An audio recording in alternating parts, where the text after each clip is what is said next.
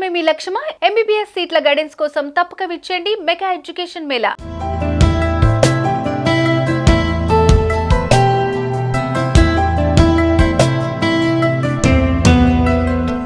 రక్షాబంధన్ లేదా రాఖీ పండుగ అన్నా చెల్లెళ్ల అనుబంధానికి ప్రతీక. ఆ రోజు సోదరులకు సోదరీమణులు రాఖీ కట్టగా సోదరులు తమ సోదరీమణులకు ప్రేమగా బహుమతులిస్తారు. మంచి చెడు సమయాల్లో అండగా ఉంటామని వాగ్దానం చేస్తారు. అలాంటి రాఖీ పండుగకు సమయం దగ్గర కావడంతో సందడి మొదలైపోయింది. మార్కెట్లో రాఖీ విక్రయాలు జోరందుకున్నాయి. తమ అన్నా తమ్ముడికి మంచి రాఖీలు కట్టాలని అక్కా చెల్లెళ్ళు ఎదురుచూస్తున్నారు. మరి ఆ రోజు ఏ సమయానికి రాఖీ కట్టాలి, ఏ సమయంలో కట్టకూడదు అనే విషయాలు ఈ వీడియోలో తెలుసుకుందాం. తెలుగు పంచాంగం ప్రకారం ప్రతి ఏడాది శ్రావణ పౌర్ణమి రోజున రక్షాబంధన్ జరుపుకుంటారు. ఇక ఏడాది ఆగస్టు 19న సోమవారం నాడు రాఖీ పౌర్ణమి జరుపుకోనున్నారు.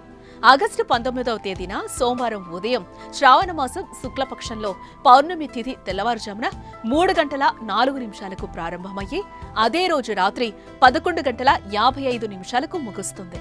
అయితే శుభ సమయంలోనే రాఖీ కట్టాలని, భద్రకాలంలో రాఖీ కట్టకూడదని పండితులు చెబుతున్నారు.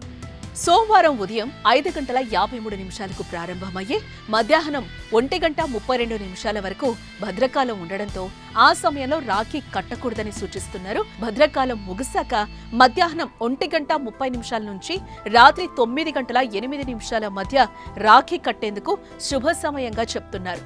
మధ్యాహ్నం 1:30 నుంచి మధ్యాహ్నం 3:39 వరకు మరింత ప్రత్యేకంగా ఉంటుందనేది పండితుల మాట. ఆ సమయంలో రాఖీ కడితే మంచి ఫలితాలొస్తాయంటున్నారు. రాఖీ కట్టేటప్పుడు, కట్టించుకునేటప్పుడు ఆ సమయంలో తెలుపు రంగు దుస్తులు ధరిస్తే మంచిదని, దీనివల్ల విశేష శుభ ఫలితాలు కలుగుతాయని అంటున్నారు పండితులు.